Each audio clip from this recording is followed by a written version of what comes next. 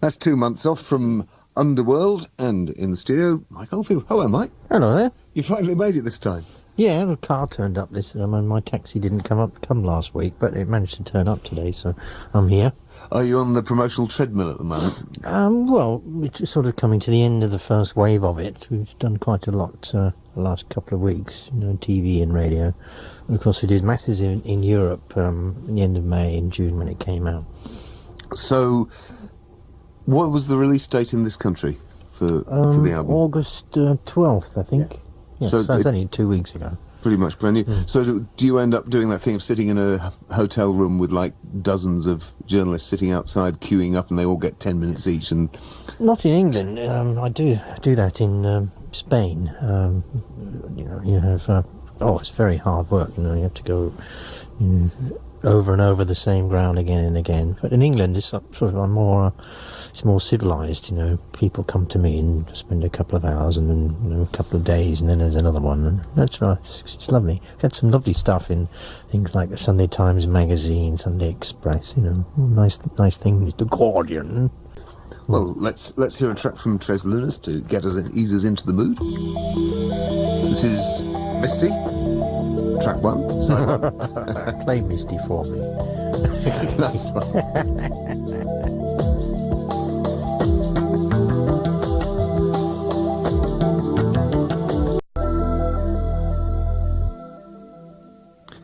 That's Misty from Tr3s Lunas, which came out earlier this month, and Mike Oldfield is my guest. You can actually see him there on the webcam every 5 minutes. It gets refreshed. We'll wave to you there.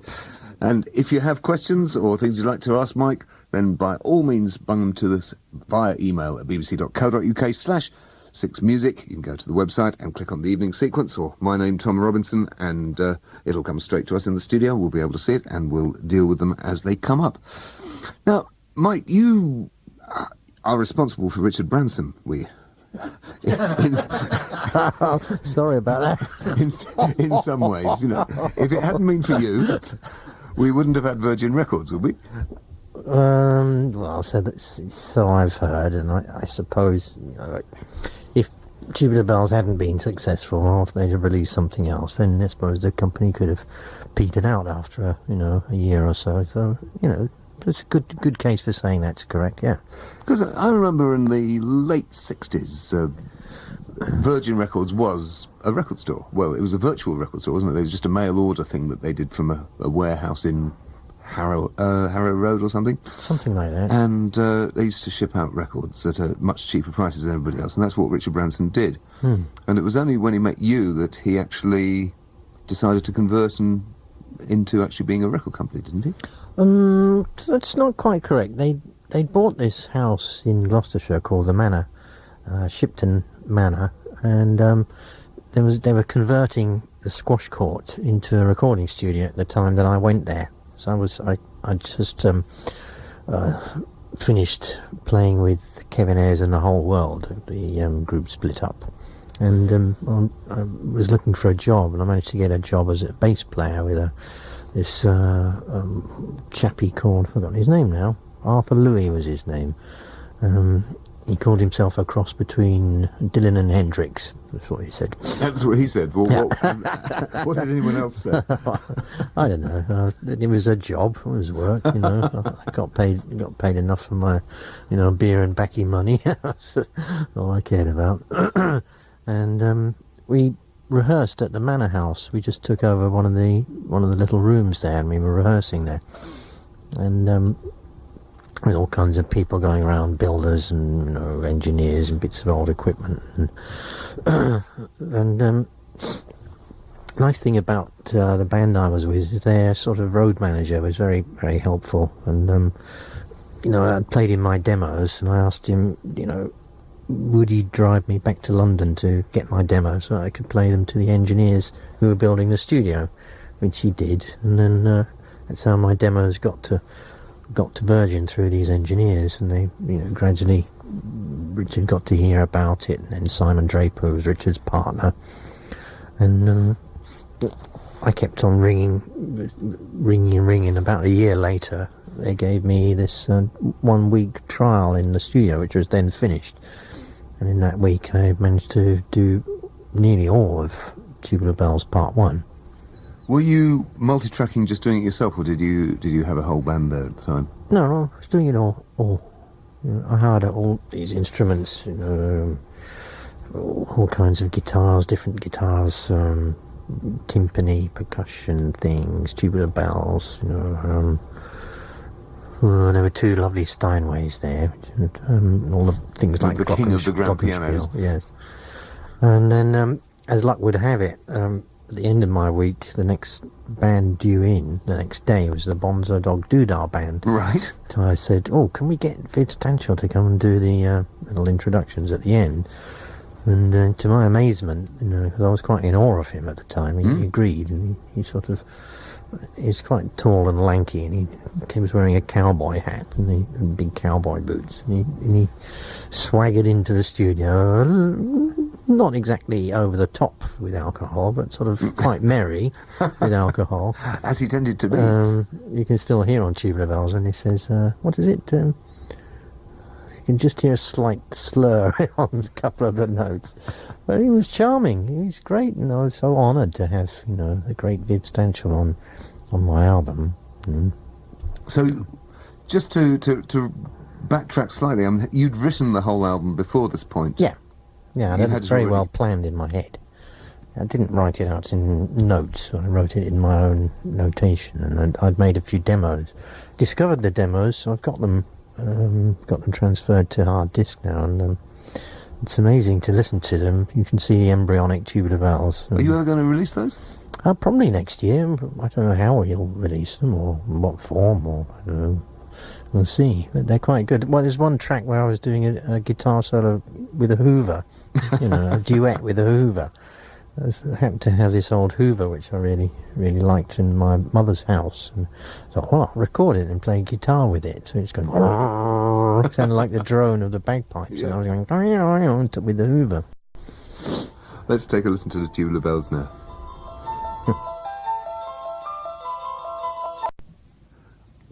Well, often imitated, never equalled. There's never been anything really quite like that, has there, Mike? Very strange. I wonder why. You know, I mean, the little tinkly piano happens in lots of horror films. You know, every time it gets a bit scary, and also, you know, things like Volkswagen adverts, and there's even the milk advert for a while. But you know, nobody's actually come along and made something similar, or you know, I've been accused that it was one of the first New Age albums. What year would it have been that came out? 73. Yeah. And then that's very uncool, apparently. But then they say, you know, perhaps it was a first ambient album, and that's a bit better. Now in terms of the cool rating. Yeah, now it's the first chill out album. That's much cooler, you know. So I'm getting cooler as I go along, and I'm not doing anything, you know, anything different, you know, apart from making music and, you know, doing what I normally do. So. Well, I think obviously it's an entire career between 73 and 2002. But in that span, the most evident way of this, the trademark guitar, still very much in evidence on Tr3s Lunas. But I think it's really in the rhythm section that we hear the difference, isn't it? I mean, the Misty that we just heard had really quite a kind of pronounced groove to it. Well, yes, rhythm grooves. You know, obviously you're a musician. You know, you got masses of CD-ROMs where you can download them. But you know, I've worked not just on this project, but other projects with, you know, specialist rhythm groove musician producers. You know, and they're a breed to themselves. You know, they'll spend 3 days, they'll hook up thousands of little boxes, all with different echoes and different little dinks and docks and blinks and blocks, and, you know, all to make, you know, the perfect 1-bar loop. You know, and well, that's people like things are sold on, isn't it? There's people like William Orbit. I've never met him, but I've heard from, you know, other people how long it takes to set up. And now, you know, it's not just a question of going boom clap, you know, it's a real it's a real art form, really, and I don't really have that much time to spend doing that. I wouldn't want to do that, you know. So getting to the stage where I, you know, hire other people, you know, and they can be anywhere in the world as well, because you can just send them files backwards and forwards, you know. So It's an interesting question, though, the groove, though, because that is what sells a lot of the modern records anyway, is whether the groove is such. And yet, in terms of copyright and the courts and music law, groove is not recognised as a copyrightable I suppose you're right. item. Yes. You know, they go by melody or lyrics. If, oh, we pinched the lyrics there, or we pinched a bit of melody there. But nobody goes, you know, that Under Pressure is the same as Spencer Davis Group's Give Me Some Loving, and then Vanilla Ice takes the same thing again. Ding, ding, ding, ding, ding. And also a very wintry sound. You know, it's like the most beautiful ice cavern. You know, all these kind of things. And it's just got a lovely feeling. And also, you can imagine the star, Cyrus. It's a beautiful, bright blue star. Sorry, I just happen to love these natural phenomena.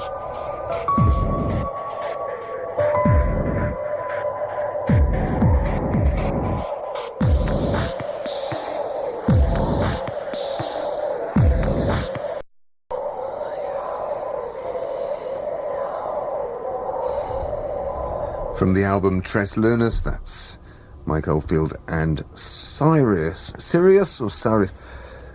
Apparently, I've been calling it Sirius, but Mike, you say it's correctly pronounced Sirius, is that right? I think so. I mean, it's a star. I take my pronunciation from Patrick Moore. You know, Sky at Night. Sounds fair to, Sounds fair to me. Can you stick around for 10 minutes after the news? We've Yeah, just got sure. the Just news now. looking at your emails.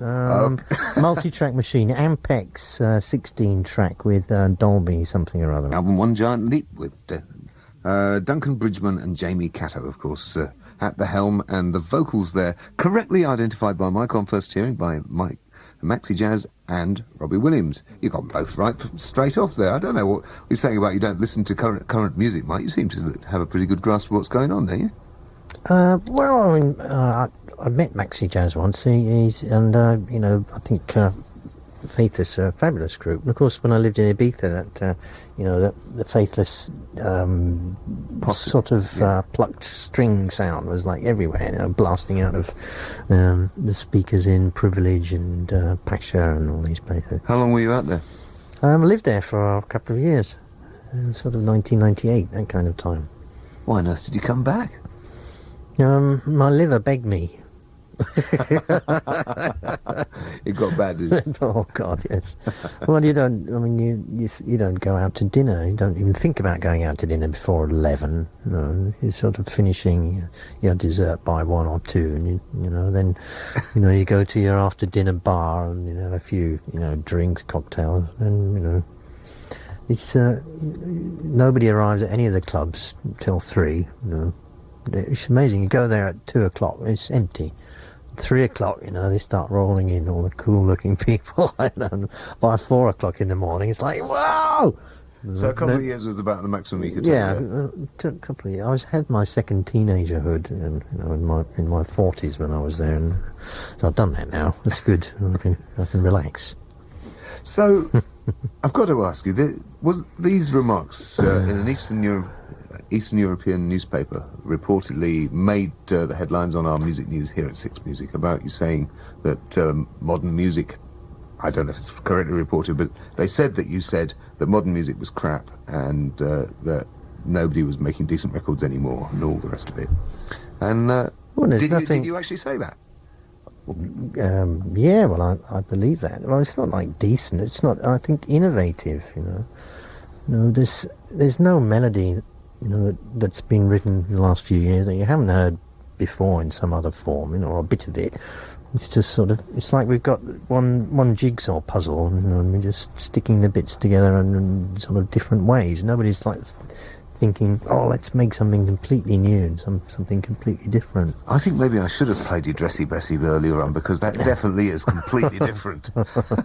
It's a new approach to tonal harmony, to be honest. Well, and the other thing is that, you know, there doesn't seem to be any, not in this country, any good guitar players anymore. We've got, they call them guitar bands, but it's basically thrashing around on a few chords, not like, amazing guitar players like they, still have, like in the Camarga gypsy players in Spain, even the heavy metalers in the States, they can really play, but they get sort of thrashing away on a few chords, and see that's I'm not sure any of these people would get past the first 2 minutes of an audition if I was doing a tour.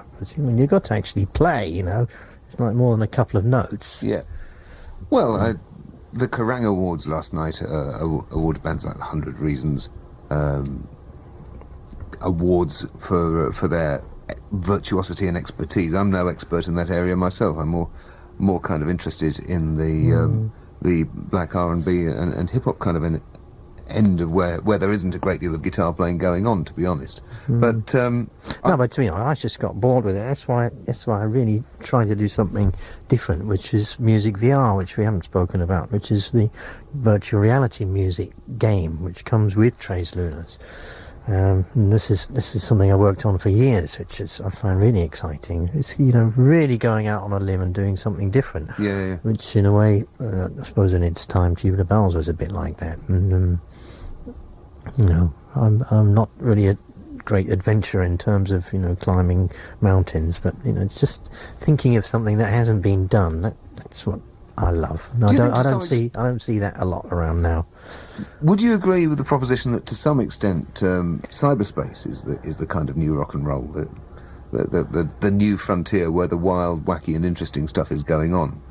Well, I think so, yeah. I mean, I bought one of my children a little mini disc player, and the guy sold it to us, said, well, we don't have to pay for music, you just download it from the internet, and get 10 CDs on a little mini disc player, and that's what they all do. And it looks like the record business is on its last legs. What are your music views will on that? be free.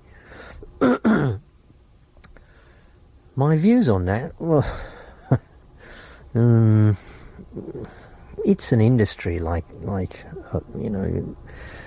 the worst ones of them. They're selling something as if it's it could be breakfast cereal, it could be a car, it just happens to be music. There are a few really nice people who love the music in the record industry, but they're few and far between, getting less. And I think perhaps the new frontier is the cyberspace, the internet. If you look at the game that I've designed and built, you see that's my own first steps into that world, and it's very exciting. I wonder what's going to end up. How it's going to end up in 50, 100 years. You'll have a cyber room in in the cupboard in your house, and you'll go flying through music and dancing with strange animals and beasts and going, I don't know what the hell you'll be doing, but rock and roll to me is this, it's going to be extinct quite soon. The album, if people buy this in a record shop, is it just like sold as a normal album at the normal album price? Yes, it's 2 discs. And you get the game thrown in for nothing? No, you get a free demo of the game on a second disc. Right.